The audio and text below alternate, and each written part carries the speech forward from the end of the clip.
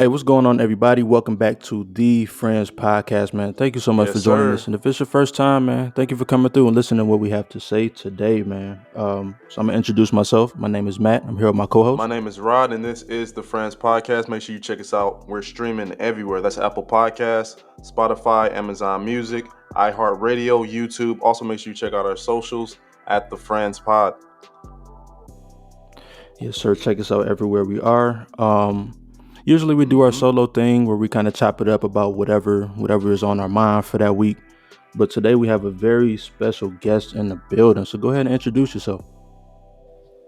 Yeah, so hey y'all, my name is Lolly Mariah. I'm a singer, songwriter, and I just like to call myself an overall well-versed creatress. I do a lot of different things, but yeah, I'm from Detroit, and yeah, I'm excited to be here. Thank you. Absolutely. So we're gonna get into everything about everything the creators has going on right now, past, present, and future. But I guess we can start how we always start. So how's everybody week so far? Let's start with you, Rod. you already kind of know what I've been going through with this Texas move. Been looking around, trying to find a good spot. Been asking everyone, everywhere I go to, what's the best areas. No one can seems to help me. They just be like, man, you just got to go downtown and look around for the most part hmm because apparently there's a lot of break-ins and stuff that be happening in the area. So they just say, yeah, be Yeah. careful. Now you talking about like spots to go out, like apartments, or like what you talking about? Yeah, like apartment spots. So I'm just looking for Okay. like different Okay. areas and where I should be going to look out at. What about you? What's been going on with you? Same old shit. I always say the same shit every episode. Long week at work as usual. Mm, So this weekend I'm gonna get some editing done. Probably drink a little something. Um, Kind of kick it like that. I want to play this new Call of Duty game I got as well. So we'll get into that. But so how about you, Lolly Mariah? What's going on with you this week? Yeah, this week has been a week. It's been hectic. It's Mm. all good things though. You know what I'm saying? Like I'm blessed to be busy. You feel me? But Mm-hmm. this week just a combination of work, getting all these different projects in for work because I work okay. in the youth studio. Um, Mm-hmm. so working on all these projects, and then I had filming. I'm in a movie coming up, and then I Oh had shit, what's that movie about? I don't it's know if you can called say the Granny's name. Place. But, I okay. can't speak too much on it till we Yeah. finish. But mm-hmm. I do have a starring role, so be looking out for it on videos. Congratulations. That's what's up. Yeah, thank you. Um, so that's what's been going on with me, and then running around. I was on another podcast earlier this week, which was cool, and Mm-hmm. just vibing, trying to get everything accomplished. I'm also in school, so it's been a little bit of a trip, and it's still Doing going, everything. but it's okay. It's all right. I'm gonna make it. So let's kind of start there. Like you said you got your hands in so many things right now. Like how is this? Is it easy to manage? Do you have trouble managing sometimes, or like how do you stay like de-stressed from it all? De-stressed is not the word, but Okay. a good balance of stress and non-stress is good actually for productivity. But I do find it hard to balance things sometimes.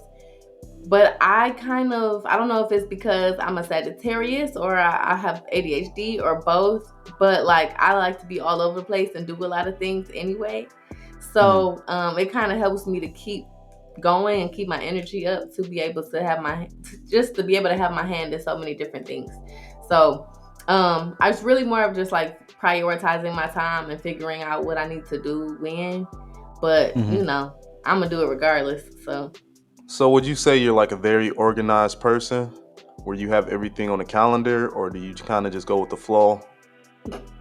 I very much so go with the flow, but also people say that I'm organized, but I'm not.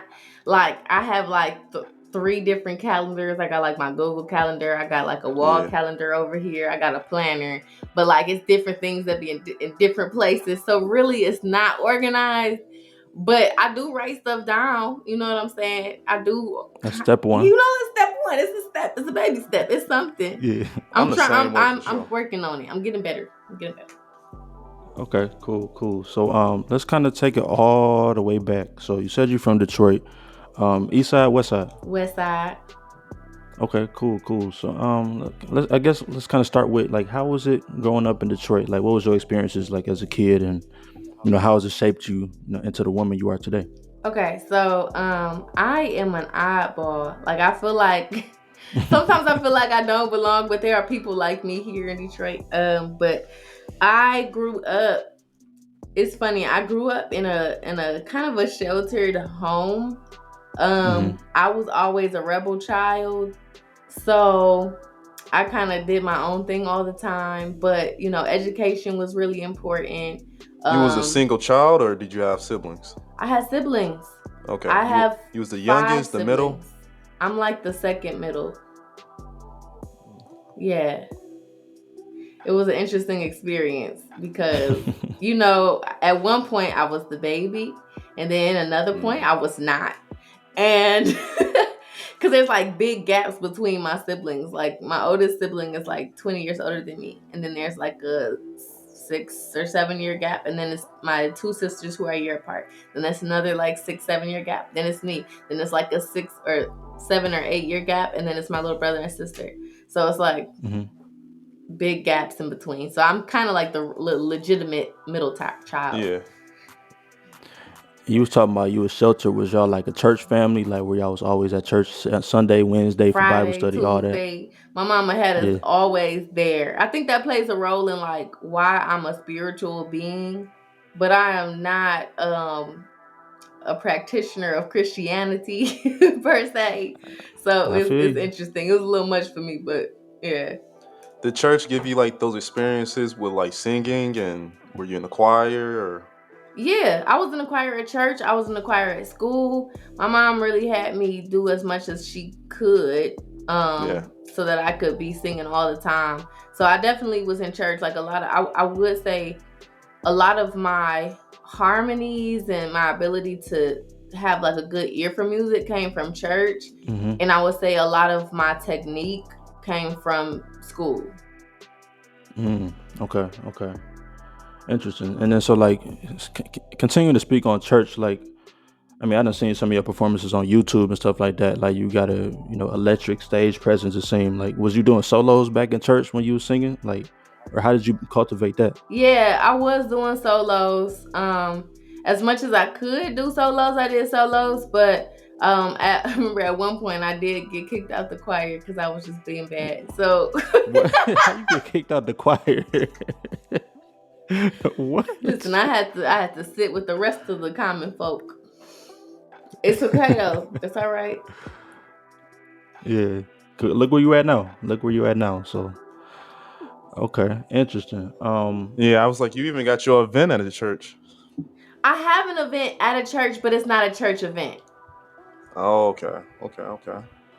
Like, talk about the event a little bit more. What's the Harvest Fest? Yeah. So okay. So the event is it's a community harvest day. I'm bringing youth performers because, like I said, I work in a youth studio, so I'm bringing some youth performers, some local performers. Some of my friends are hopping by and performing. I'm gonna have a DJ, a dance, more of like a dance. It's called. They call themselves I'm a Detroit, I believe. They have a certain type of dance music that is from South Africa, but influenced by Detroit techno music. It's really interesting. So I'm having that DJ come through. We're gonna have other vendors there. It's just gonna be an overall good time. It's in partnership with a organization called Hardcore Hitters, and they do different things in the community every few weeks. But That's dope. I reached out to them because my youth had performed for one of their events before, and I was like, you know what, I really want to do a community harvest day. Like I really, really had it in my spirit to do it, and I'm like, I'm gonna reach out to them and see if they need help. So they Is was that how it already, started?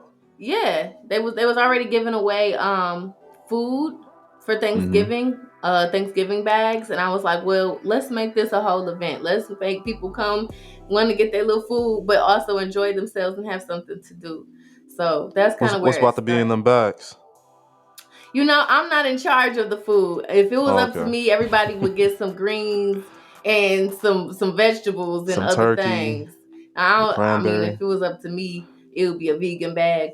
But Remember, she said she vegan. they gonna throw some stuff in there. I don't want no vegan Thanksgiving. Wow, first of all, you're missing out. Okay. You're missing I want out. something with taste. Like a Yeah, little you flavor. missing out. But I do got to You shout can out. have I got to flavor. shout out a Oh, couple yeah, go ahead. people. Yeah. I got to shout out a couple people for Mm-hmm. that though, because the truth is, I was supposed to be in a promo show, and I got sponsors for this promo show, but it Dope. ended up Okay. not working out. So I was like, look, I'm doing this community event. I need y'all to stick by me. Let's, support the community. I had sponsors drop. So I'm this community event. I have a couple of my friends, my friend Wani, who has fitness, the world is my gym. And then my friend Annie, she supported as well. So with their help, and of course my heart, we putting this all together and making it work for the community. That's what I'm really excited about. And when you put these things together and like you even had these ideas in your mind, is this something that you wish you had when you was coming up, or like what is your vision when you do things for your community? Really, unity. I just love seeing people together. I love Mm. seeing that. And that's my biggest thing. Like, I used to put on open mics and showcases. And that was more so, artists need to be able to see each other and support each other. So when it comes to this community event, it's not necessarily about highlighting artists per se, but just highlighting that there are good things happening in the community. This event is off of Kelly on the east side at Charity Lutheran Church. Like, it's an interesting community over there, but it's good things happening, and I want to highlight that. That's my biggest thing. Okay, that's a beautiful thing. That's a beautiful thing. All right, I got to get back to this Thanksgiving though. Okay, what do a vegan Thanksgiving look like? Are you eating tofurkey? Like, what's the menu? Okay, so What you look, call it? tofurkey. Tofurkey. That's a real thing, but Oh. no, you won't catch me eating that. That's a little too much. That's a little too Okay. much. But we could do other things. You know what I'm saying? So maybe instead of like some people might make chicken. All right, so I might have some fried cauliflower. You can make some macaroni and cheese. You can Mm. still make greens. It just you don't add the meat, to that. So you can make some greens. You can make some vegan Mm-hmm. cornbread. You can make some vegan dressing, because clearly if you can make vegan cornbread, there's a possibility that you can make vegan dressing. You could do that. You can make vegan candy yams. You can make whatever you want So to make. how you do the mac and cheese if you vegan?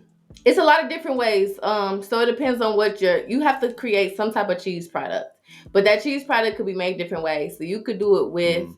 a vegetable base only. So you might use like squash or just different vegetables like that and blend them up and then create some Mm-hmm. type of sauce. It's more of like a sauce.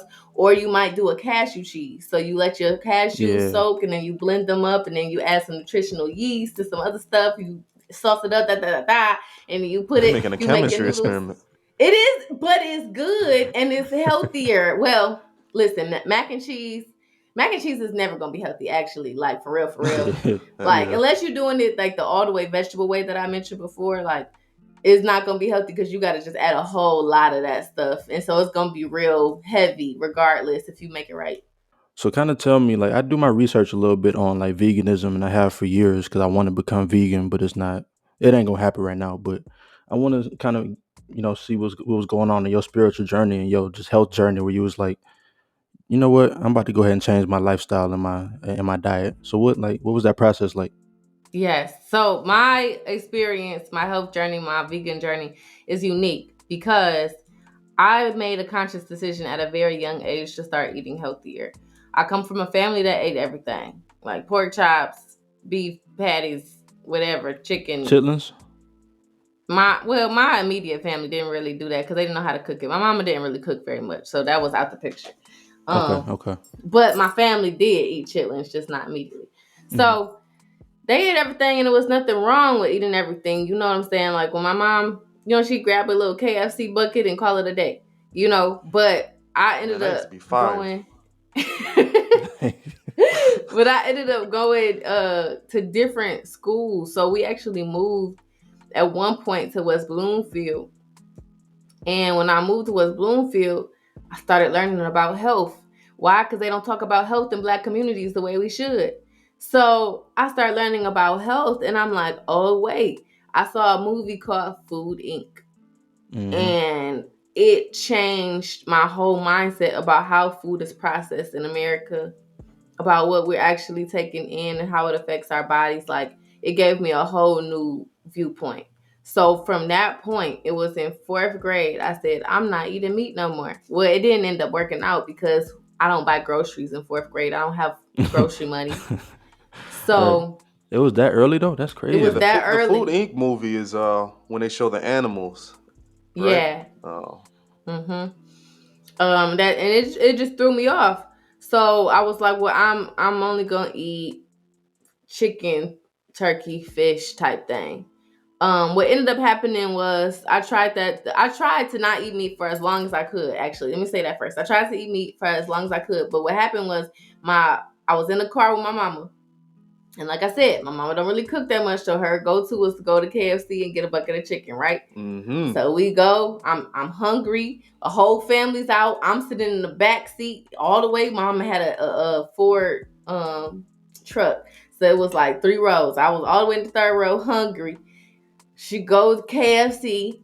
She gets food for everybody, and I have a small potato wedges.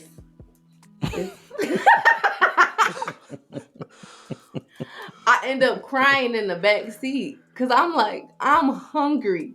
And I don't know what to do because I'm hungry and there's nothing I can do about it. So I ended up caving in and eating chicken. So from that point forward, for the most part, I only really ate chicken, and I had like a little bit of beef or whatever here and there, but I mostly was just chicken, fish, whatever. I Okay, so fast forward, we get to college. I'm in college. I come home one year, and it was for Thanksgiving. We had some Mm-hmm. leftover turkey.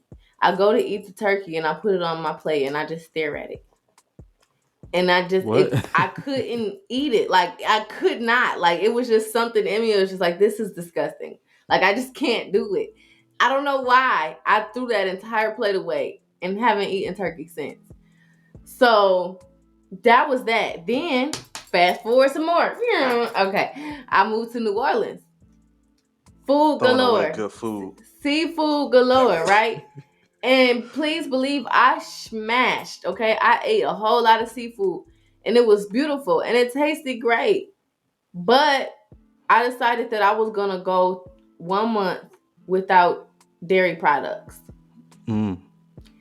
And I did it, and I was like, well, if I could go 1 month without dairy products, I might as well just go 1 month without any fish either. Yeah. So technically, I might as well just try going vegan. The last meal I ate that had fish in it was this shrimp stew that somebody made, and it was so good. I Mm. had 3 bowls, Mm. and after that, it was a wrap. I've been vegan ever since. So it's And been a journey for me. That's why I don't ever I don't try to judge people, be like, oh, you da da da. Like, yeah, yeah. be on your journey, but just be health conscious. All I'm telling you to do is be health conscious. You figure out Mm-hmm. what you need to do. No, that's real. So And if what someone made put you? like a bowl of gumbo in front of you, Oh, you just not eating it. I've been vegan for almost 4 years. Why would I? I'm not. I'm no. I mean, as long as it's healthy, like it should be all right. What is long? There's vegan options for gumbo. Do I know how to make it true. personally? No, but I know people who know how to make it. So Mm-hmm. Mm-hmm. I'm good. And like, what made you do dairy first though? Like that's kind of interesting because I'm kind of like that with dairy too. Like I try to stay away from cheese and like milk as much as Going to the possible, and I'm not even bathroom. lactose. I'm not even lactose. Yeah. So what was is that what it was for you? No, but there was a few reasons. One was because that was the one thing I always tell people, like, oh, I can't give up cheese. I loved cheese with everything. Like, drizzle cheese on my spaghetti. You know that old Yeah. that church spaghetti where they put the little cheese on top, the little The Parmesan, not no. the I truffle. mean ghetto cheese. Just the Oh, just the grilled cheese slices that you Yep. use. You you're put it not on talking top and about then the you put it in American the oven. craft slices. Yes. I hated that. Like I You hated. hated that? I Nah, hated when that they shit put was hitting. Well, it the was slices. fire at the time. All Hmm. right, it was fire, At the but time, yeah. at the time. But that was one thing I said I couldn't give up. So it was like a testament to myself if I could actually give something up, one. Hmm. And two, I was learning about how mucus forms within the body and how certain Yeah. foods create more mucus. And given that I have asthma and um allergies, and I don't really struggle with it anymore, but like dry skin, eczema and stuff like that, like how my body reacted, I started paying attention to how my body was reacting when I ate a lot of these things in abundance. So by Hmm. cutting it out, I was able to see how my body was feeling without it. You just had And like less it actually pimples and felt great. stuff. Huh? Yeah, like less pimples and like less What? like skincare. Like you just like your face just got No. clear. No, well, not eating a lot of fried foods cleared my skin more, but Mm. not really the milk per se. Mm, okay, okay. Do you like tofu? Because you was like twisting your nose up at the tofurkey. Like, do you like it? Tofu in moderation. I like tofu in moderation. It depends on how Okay. it's prepared. But like whole like I tofurkey, like that I've tried it and it just doesn't sit well with me. Because also it's like, what's the point of being vegan if you're gonna eat a whole bunch of super duper processed stuff too? Right, So right. it's like, when you giving me all of this whole bunch of like high soy content stuff, and that's what I'm eating all the time as a meat replacement, like, no, that's not the point. Hmm. I feel that. All right, last vegan question, I promise, and we're gonna get off this. So, for somebody that's like aspiring to be like they kind of want to get into it, but they looking for like, oh, what's the best meat substitute for to try? Like, what would you say that is? And there's something called like Sayat Nam or something. Like Seitan. Seitan, yeah, that's what it is. Yeah, Yeah. that's I believe that's wheat based, which I can't have a lot of wheat because it messes up my eczema. You shouldn't eat too much wheat anyway. Mm. Hmm. I mean, well, whole grains are good, but wheat in particular, the way that it's harvested, and that's a whole nother conversation. But meat replacements. I would say, okay, eggs for example. Hmm. Eggs, a good egg replacement. I use the Just Egg because it's actually made out of mushrooms. So I like when things are actually plant based. Like they're not like a whole bunch of like the Beyond Burgers and That might stuff be like good actually. that. They're okay. They taste good, but if you think about structurally, like it's not necessarily healthy. It's just No, I'm talking a about the egg. processed I'm talking replacement. about the egg. Oh, the Just Egg. Yeah, Yeah, the the Just Egg is mushroom good. based egg. That might be good. It is. Oh, it is. Mm. You cook it like it's regular egg. Now it does stick to the pan a little bit more than regular eggs do. Even on a So just non-stick? no. That's what I'm about to say. You got to make sure you have a Oh, okay. non stick skillet. Otherwise, it's a little bit of a mess.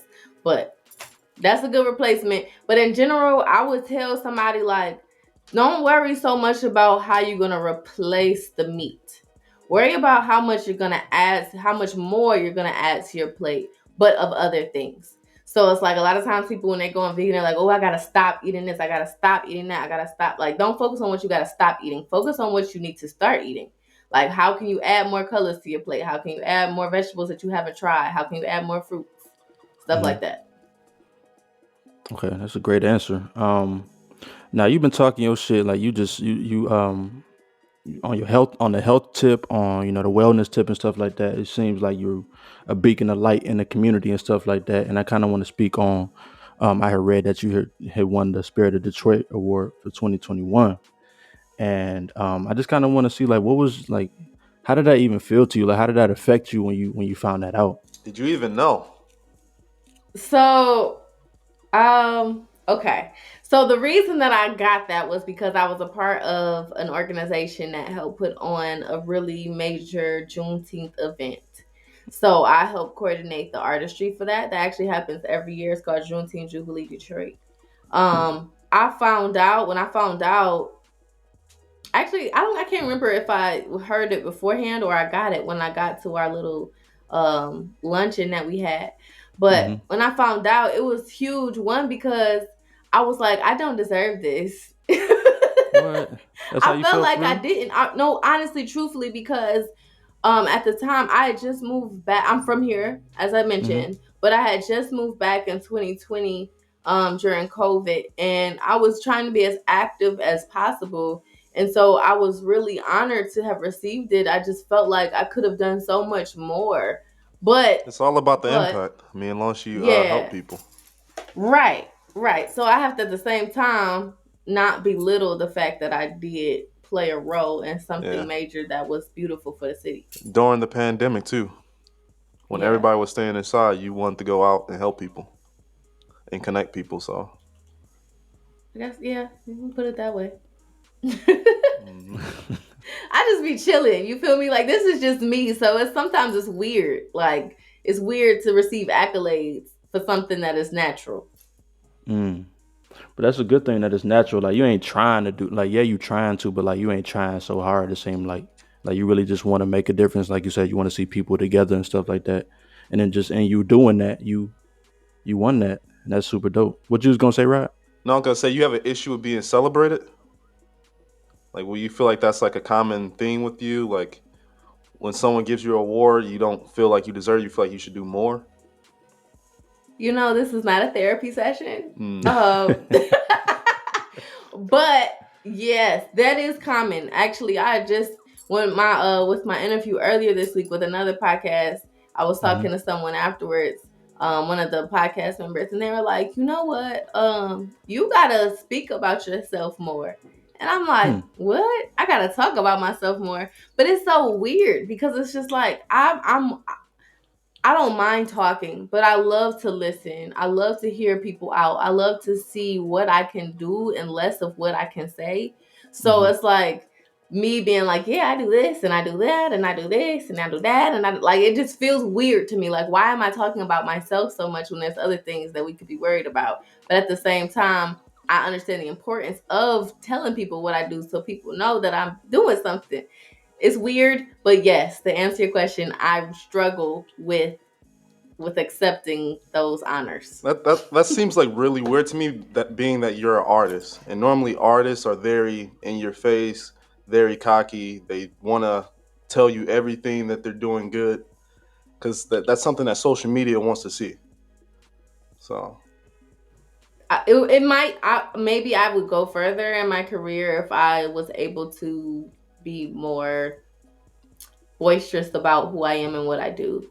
And I'm trying to figure out how to have that balance and still be humble. So I'll figure it out eventually. I feel that. I mean, or maybe not. I mean, as long as you're doing the work that you want to do, like that's really all that matters. Like people gonna love it or they gonna hate it, regardless. But I do want to parlay that into a conversation about your music. Like I kind of want to give you the scenario. Like so when you make your music, and you might let your homegirl hear it, your homeboy hear it, your family hear it. I don't know who you be having listen, but so like, how does it feel when you get feedback on that? Is it hard to receive feedback on like, oh, this song is dope, like, or like, how does that kind of feel when you get that type of feedback? A good song is a good song. I always get excited when other people like it. Especially when other people like it and I'm not sure if I like it. Cause I have music where I've made, I'm like, I don't know, but other people are like, no, it's fine, I promise. And I'm like, no, are you sure? So, so yeah, no, I love when people like my music. I need to do better at being open to the fact that people might like it. That's my problem. It's not so much that like, cause I don't mind sharing it, but it's like you have to you have to ask me like, oh, can I listen to your song type thing sometimes, and I'll be like, okay, sure. Like I'm never like, I'm not a salesperson. That's not me. So I'm not gonna try to get you to listen, get you to buy my stuff, get you to whatever. I'm like, you're gonna vibe with me, and then you're gonna run into my music, and you're gonna be like, yo, that's lit. I like it. And then I'll send you more now because you actually like authentically liked it. It don't work that way in the business world, but that's just how I roll. So It seems like you like the organic type shit, like I love it. if I yeah, love yeah. it. I love that. Ain't nothing like someone's honest opinion. Like just in the moment. Just like when somebody's just like, oh, this is you? Like, oh yeah, that's me. And so like let's kind of talk about like the beginnings of you making your music outside of being in the choir and stuff like that. Like did somebody just take you to the studio one day and it was like, oh, go ahead and get on this shit, or like how did that kind of start for you? Man, I wish that was the case. I wish. I really do wish that. But no. I was, like I mentioned, I was singing my whole life, but I started Mm-hmm. writing music when I was young. It didn't always really make that much sense, but I wrote little things. I wrote a lot about heartbreak for some reason at first because I had to find where my passion to write came from. So, Mm-hmm. that was a great start. It was the start. I didn't start getting serious about writing my music the way I needed to until probably my senior year of college. Mm. Because I realized that people didn't realize that I was a singer and that I wanted to be a singer. And I'm like, whoa, y'all really don't know that I'm Mm-hmm. talented. Like, I got this. So, I actually, the first song I recorded in a friend's dorm room in a corner. In the corner, In that's the crazy. corner. Yep. And that's how I started making my own music and putting it out there. That was the start of Mm. it. And it sounded terrible, but I mean the song was Yeah. great. Actually, the Yeah. song is out. In Oh 2020, really? I released it. It was a part of Doc's Drift Away. That was a part of my album Ah. Siren. But Okay. that took development over some years and meeting the right people and getting the right opportunities in order for it to be on that album. Mm-hmm. And now, was you doing showcases back then in college, like before you was recording, or like right after you recorded? I did one talent show, and that was the start. In 2017, I did one talent show. Um, well, I did a talent show at Howard too, but I wasn't seriously taking I wasn't taking my craft seriously when I was at Howard. So when I was at Michigan State, that's when I did my first talent show. And I was Mm-hmm. nervous and I didn't have good breath support and everything was crazy and I was like mad because I'm like, I should have did the song this way. I should have sang it with the track. I should have all this stuff. Mm-hmm. But I needed that. That was the start. When did you know that you could sing? Did someone ever tell you, like, hey, like you're a great singer? Oh, I knew. I think that was just something that was innate because I can remember as early as kindergarten being in the little choir and enjoying it. I think it was less of knowing that I was a good singer and more of knowing that like I really enjoy this and I want to get better at it. So because of that, I personally fostered that growth. But then my mother, because my grandmother, who passed when I was younger, she also used to sing. So Mm. my mother fostered that talent in me as well. So I knew that I had the enthusiasm for it. And then as I learned the skill, I started knowing that I could sing. And of course, people start telling you, like, oh, you got a little voice, so you keep going. And then, I kept going. So I'm here. Okay, super dope. And now, so like going from that dorm room, being in the corner to like 2022, like when you in the studio right now, like how have you progressed in the studio? Like, what is it like now versus back then? I realized two things. One, that you don't always have to be in a super high quality, huge studio to have quality content. That's one. Mm-hmm. Um, so it don't have to necessarily be a corner of a dorm room, but Yeah, it don't have to be where Future records. yeah, yeah. Um, but also I've progressed in the way that I handle my studio sessions. Before I'm like, I'll go to the studio. I don't know what to do. I don't know what to make. I'm like, I don't have anything together. I don't know. Like now, all right, I got a studio session booked. I'm working on this song and this song. I got the words written out for most of it, if not all of it. I got I thought about how I wanted to record it. I may have recorded it at home first just to see how I like it. Then I'll Mm-hmm. go in and do it there.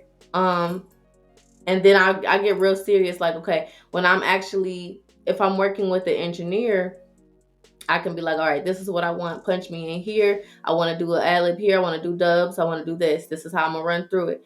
So like now, I'm real efficient. Before I wasn't efficient, and I think that's one thing a lot of artists and engineers aren't aren't really good at is being efficient in the studio.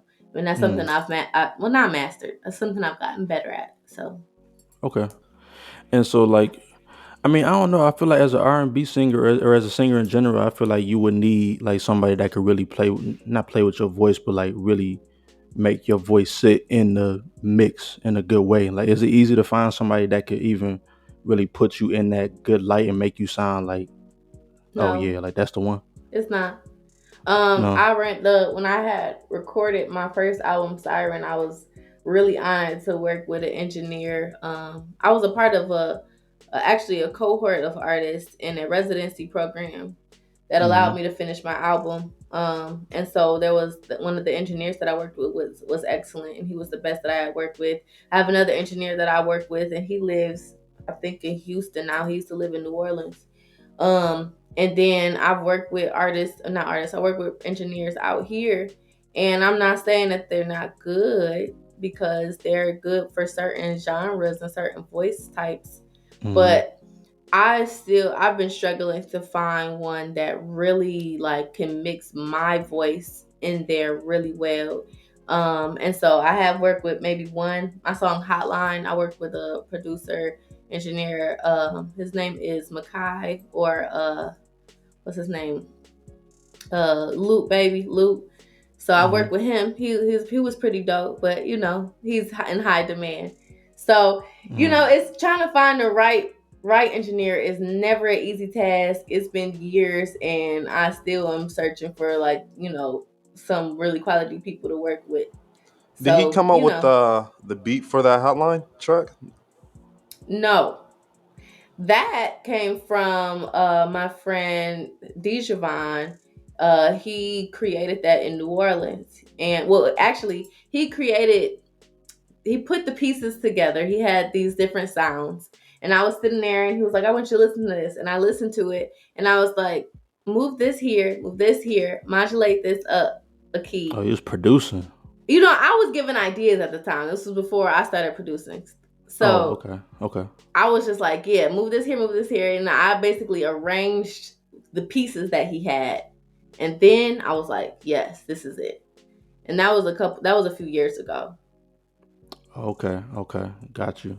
And now, so like you did just mention that single Hotline. Like when I was listening to it, I like how it kind of started off slow, but then like you picked it up and then you started off slow, picked it up, but then you did a whole key change at the end. Like, is that Hmm. something that you come up with like before you even get there, or was that something Yeah, like in the you can vibe? dance Like, to it. yeah, you can Yeah. for sure.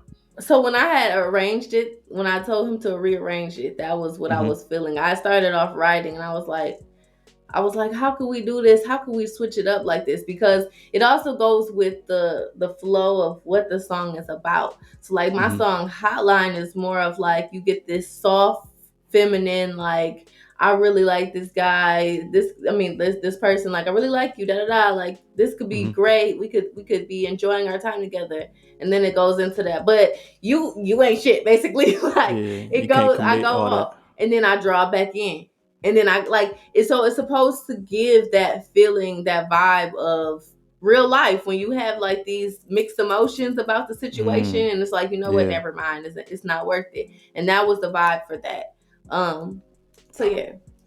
I like that. I like that. Now, so is something new coming? Like you got a whole album dropping soon? Like, what's All your right, plan for so that? that's a good question. I'm a preface this by saying that I do have what I call a secret project that is out, but it's only on the app, the Phoenix 360 app. Ah, I'm deciding if I want to release it elsewhere soon. So that's something to keep your eye out on. It's called Permission to Lollygag.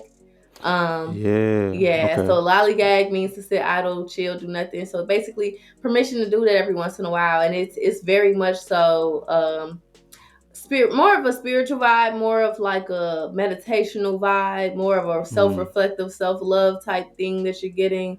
So that's something that I'm looking forward to sharing that more in many ways. So just keep a lookout for that. So the project's But out or it's also not out? it's out only on the app if you download the app. but I Okay. may put it on streaming platforms. You But we're partner gonna with the see. app in particular, or Yeah. okay. So the app Mm. actually, there's actually an interview online too where I spoke to someone from that app. But basically, I'm Mm-hmm. able to have that app on there, and if people download the app and sign up and say that they're supporting me as an It's artist, kind of then like an I egg get hunt, like a yeah, but I get paid yeah. when people sign up. So Shit, let But me download that what's the shit name right of the now. app? Like that's what I'm trying to. She's just saying it's app. Phoenix 360 is Okay. spelled with the Fenix 360, the number 360. And with this project, you just released it. I released it in February 22nd, 2022. That's kind of something I do. I like to release things on twos. So, Oh, Mm. okay. Okay, yeah. favorite number? 22 is my favorite number. Well, one of my favorite numbers because it was double of 11. And then as I got older, 222 became even more important. And so I actually like have it tatted on my shoulder. Mm-hmm. I have my mantra that I created tatted on my shoulder, but the L's, so it says live, laugh, love, listen, learn, lead, and be positive is the whole thing. But on my Mm-hmm. shoulder it says listen, learn, lead, and be positive, and each of the L's are tools. So it's Interesting. pretty cool. Okay. Pretty cool And you came stuff. up with that? Yes, I did, and I live by it. Mm-hmm. Hey, as you should, as you should. You seem like somebody that might be into like astrology and shit like that. Like, are you into that at all? Into it enough to know. Yeah, I'm a Sagittarius. I'm a Sagittarius sun, Aries moon, Pisces rising. You feel me? Oh, so you know all the planets. I don't be knowing all that. I That's don't know that's an all interesting of thing. them. Okay, okay. So like, how much do you tap into that like on a day to day basis? Like, are you really like, damn, today I'm gonna have a very Sagittarius day. Like, how you feel about Mm-mm. that? It don't really work that way for me. I don't get into Okay. it where it's like I have to read a horoscope in order to go about my day. I don't do that. Mm-hmm. I think the true essence of astrology is understanding how things work together and how things at a certain time may be why they are the way that they are. And just looking at those I guess you could say those coincidences, I suppose, or just kind of finding the purpose in that. And so what I find is I might act a certain way, do something, and then I look back on it and I'm like, okay, I was acting this way and I was really showing this Sagittarius kind of side of me. But this is how I can move forward. It might be a good thing, it might be a bad thing, but it's really for you to acknowledge those things and change them, not to be like, oh, this is how my day is going to be. Like, no, it's just observe. It's all about observation.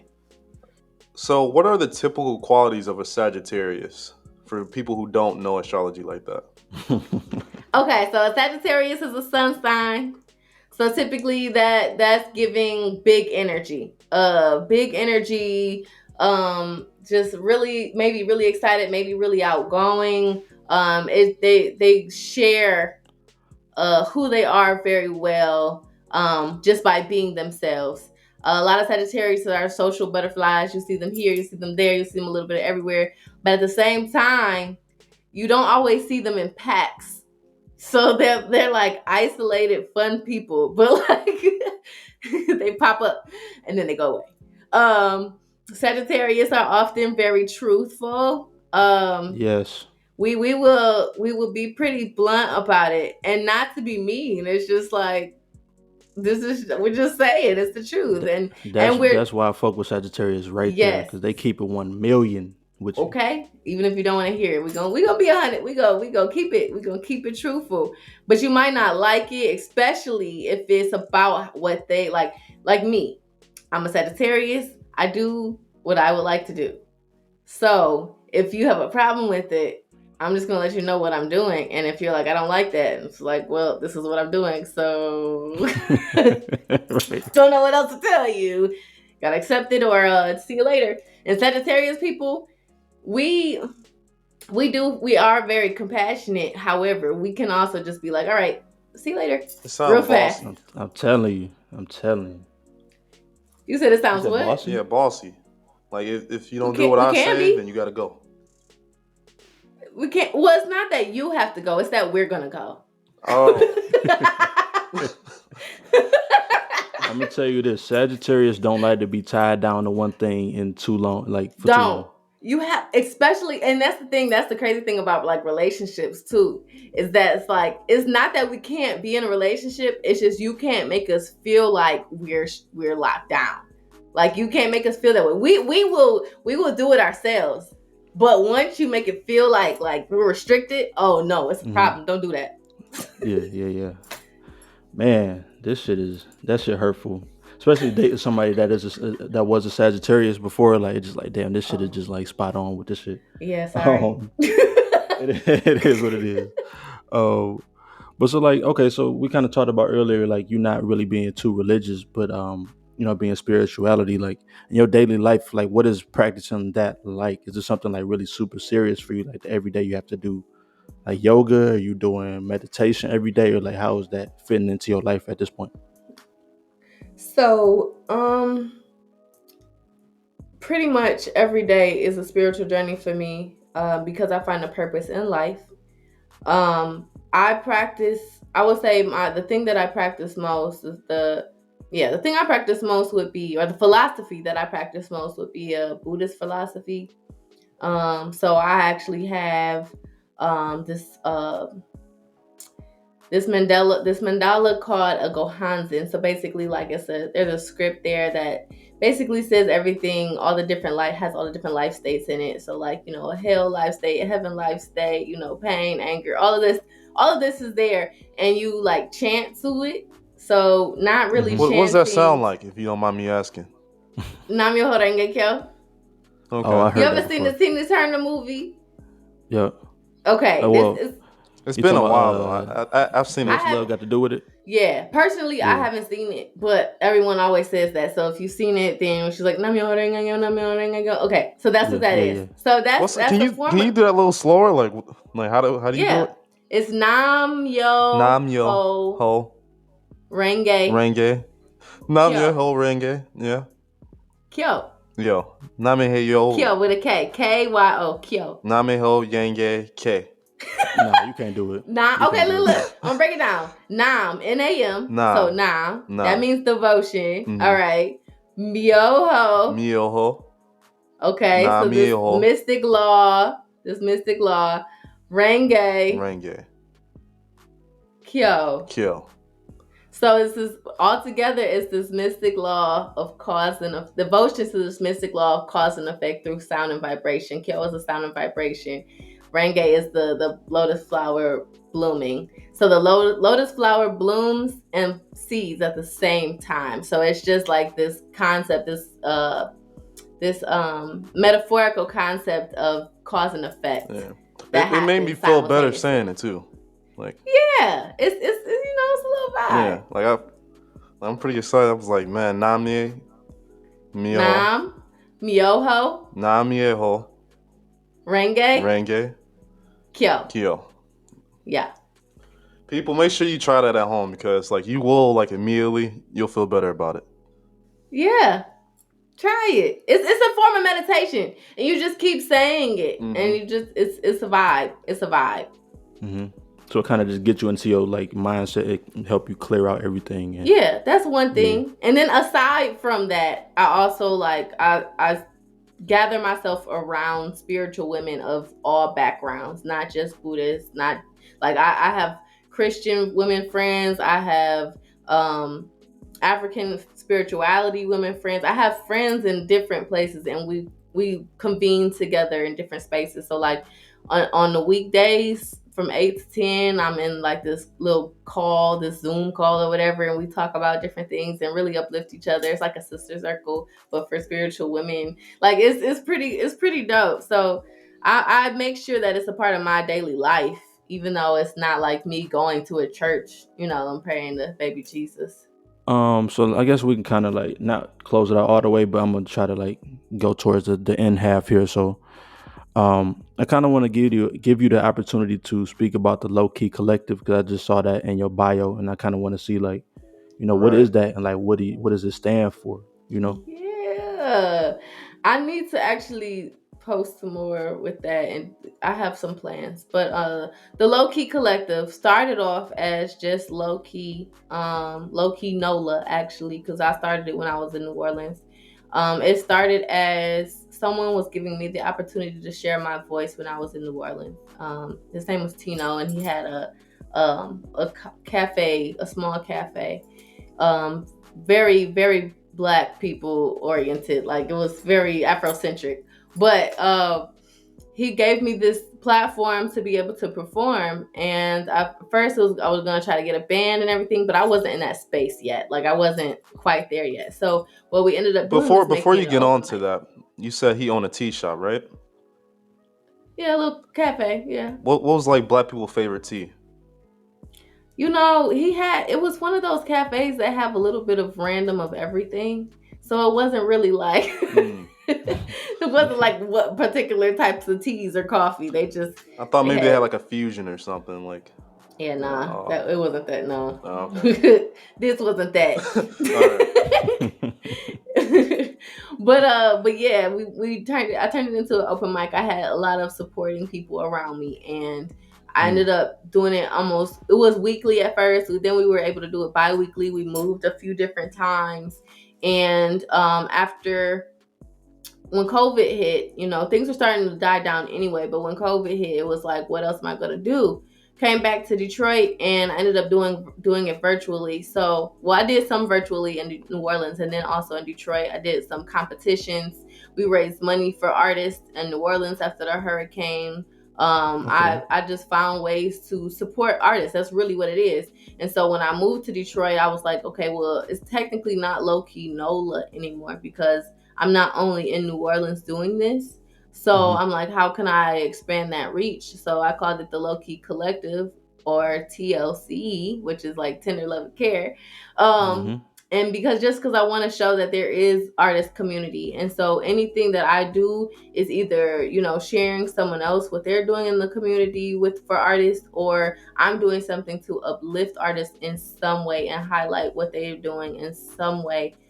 With that, so I need to do more. But at one point, we were on Clubhouse. We were doing listening to artists' songs, doing reviews, and I was creating Spotify playlists and everything else.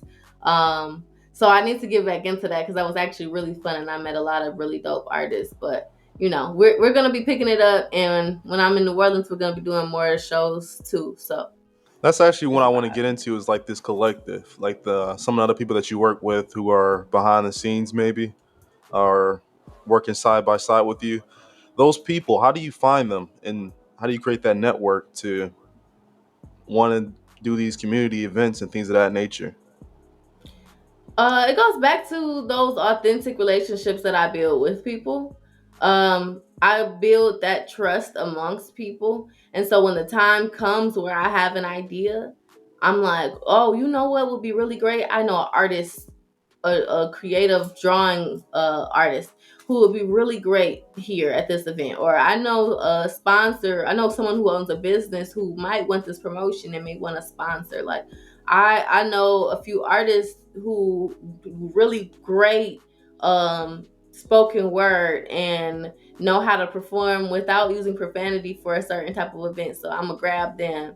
Or like, it's really just seeing who I authentically have made connections with and I can vouch for. And I'm like, you know what? Yeah, I support you. You support me. Let's do this together. So it's still hard, because it's not like I have a solid group of people that I always can go to right now, but I have quite a wide range of people that I could go to and just see who's down. Yeah, it seems like you know how to facilitate people for sure.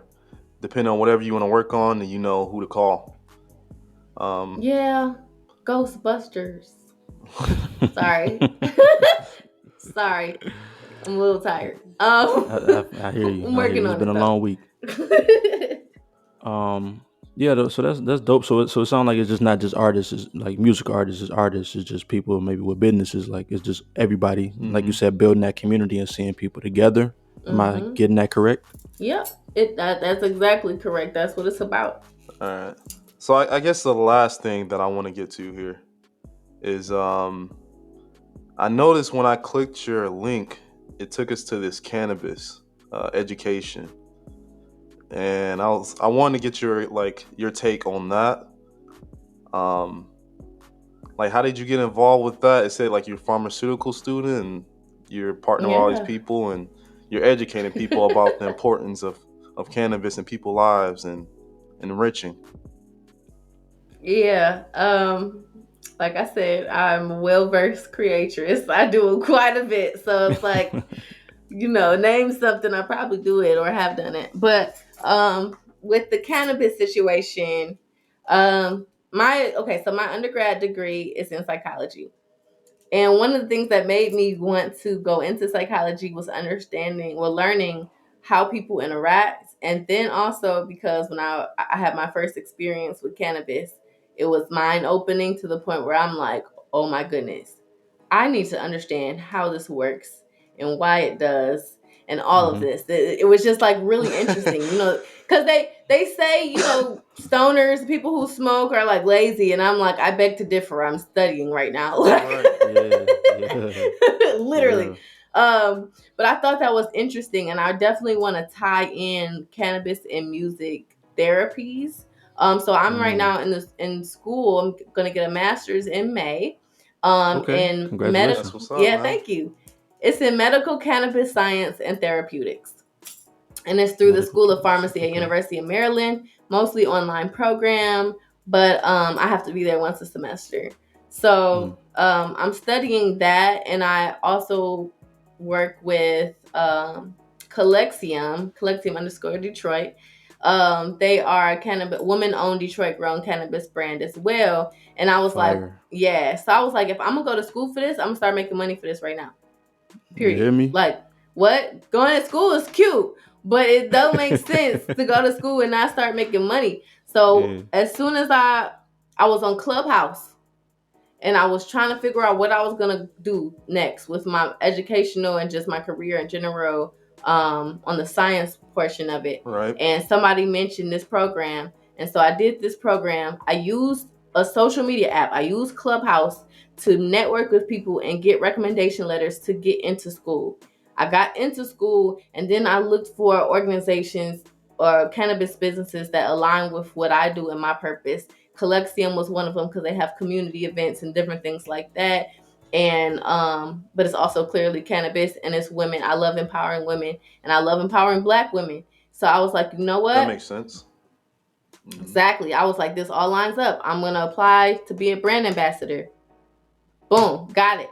So now I'm a brand ambassador. I work for them for at events, make money, do whatever. I'm in school. Now I'm going to be creating educational program as a part of my master's project for this cannabis company, and I'm going to be able to share that with Detroit, with our communities, and really put my degree into action, get some experience with that, and also help to educate about how cannabis works, who should and shouldn't be using it, all of that. So it's like really cool, like how everything just kind of naturally just lined up. But I've been making these strides, and so cannabis is important for me to share. Yeah. So yeah. So, what are some frequently asked questions (FAQs) that you typically see for people who want to partake or educate themselves? What do people typically ask you about? So I think one of the biggest questions that people are not sure about is like THC versus CBD. Cause you see like CBD everywhere, right? And you're like, okay, it's in the gas station, like, Yeah, bro. hemp. Like, Is this what is Spice? it? Is this K2? Right, like exactly. And so what's important to know is that THC and CBD are basically parts of this cannabis plant that have different properties. So THC is what gets you high. CBD has more of a physiological effect and less of a brain effect, as far as like psychoactivity. So like you're not, if you ingest CBD in some way, you're not going to be like, oh, look, the cloud's laughing at me. Like that's not it. But that it could help with anti-inflammatory properties and It may be helpful in mood disorders and different things like that. You'll see CBD coming into handy. THC does have some benefits as well, but understanding the importance of how much to use and everything is huge too. So if you're taking something with CBD, you won't get high. I'm just letting people know that that's really huge. And yeah, I think that's the biggest question that people often have because they don't know what it is. Yeah. And what's the way that people should smoke? If you was like for someone new. So here's the deal. It's called routes of administration, right? So that could be ingesting it via edible form. It could be smoking. It could be vaping it. It could be The butters and stuff. yeah. I mean, that would It can fall be into dabs. edibles. Oh, that's true. Yeah. That's true. Yeah. So, that's called routes of administration. Really, truthfully, how it's used would be dependent on the person. So, if you are someone who struggles with some type of lung disorder, maybe combustion in the lungs, so something burning and going into your lungs might not be the best idea for you. Right? Yeah. So that's something to keep in mind. Maybe you might want to stick to an edible if that's what you're going to do. Or, what I'm saying, understanding like the edible side of it, you want to make sure you're getting a certain amount of milligrams, whatever your dosage is for you, because you don't want to take a whole bunch and then now you're like super duper high and it doesn't actually don't. help you. So there's not really a right or wrong way because every single person is different and you've got to figure out what works. But I will say this because I'm partial and that this is healthier. If you smoke papers only, okay, period. Nah, we don't do that. We Backwoods, come on now. So there's actually studies that show that a smoker who smokes only cannabis versus a smoker who smokes tobacco have different effects on their lungs, right? So actually someone who smokes cannabis only actually may see an increase in their lung capacity and how they're able to actually like respirate versus someone who smokes tobacco who actually you'll see a decrease in their lungs ability to do what they're supposed to do. Damn. Really interesting, something to keep in mind. I have asthma, so smoking isn't always the best option for me, but when I do, I find that smoking papers doesn't affect me in the same way that smoking tobacco would. I almost immediately have asthma problems if I smoke tobacco. Yeah. I do not blame you because papers is cleaner. It is cleaner, I will admit, but just something about that.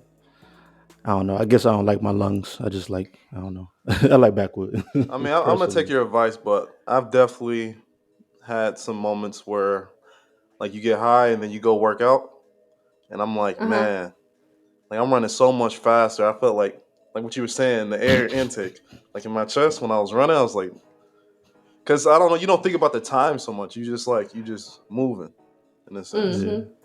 But What you think, you Superman or something? Like, what's going on? that's what I was feeling like. I was like, man, this workout is like, you gotta go like particularly high. Like some people gotta try it out.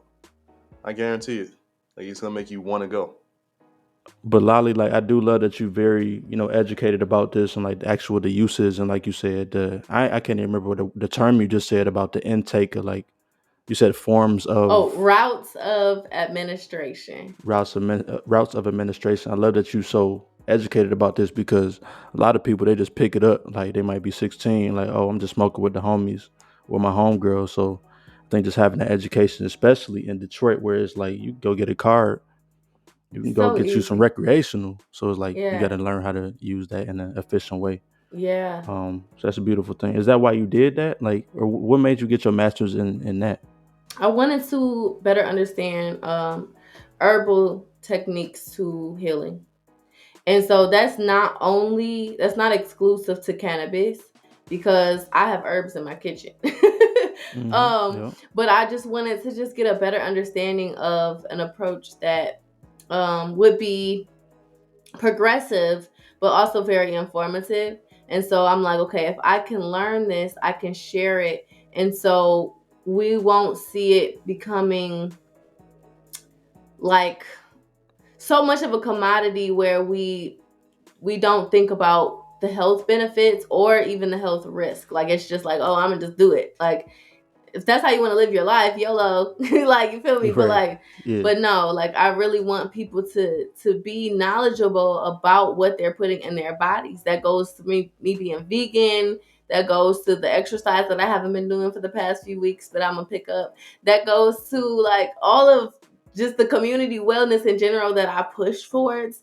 That's huge for me. So I wanted to study cannabis so that I can figure out how to heal with myself, but how to share how people can properly heal using herbal medicine. Yeah, it's important to educate for sure. No, that's definitely a great answer, but I think we can wrap it up here. We definitely appreciate you for coming. Let me just say this, y'all check out that Harvest Day. It's on 17220 Kelly Road in Detroit, Michigan. They got workshops, Go check it health and out. wellness stuff, dance stuff. The kids can come through, Concert. They got the food. They got the bags. all that. Hmm. Yes. All that. Or and you go ahead and follow Lolly. We're gonna put Lolly stuff in the description box so y'all can check her out. What about for the kids? What the kids got to do there? Oh, we're gonna have a artist there, selling her art, but also coordinating the art tables for the kids to be able to draw and Dope. Yeah. create. And I want us to have a nice big board of creations afterwards. So, Okay, super dope, super dope. So I guess any last words before we get out of here, Lolly?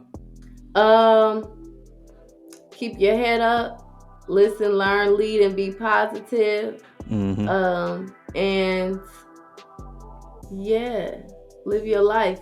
And we I out. feel that. This has been the Friends Podcast, and we out. Peace out. Peace.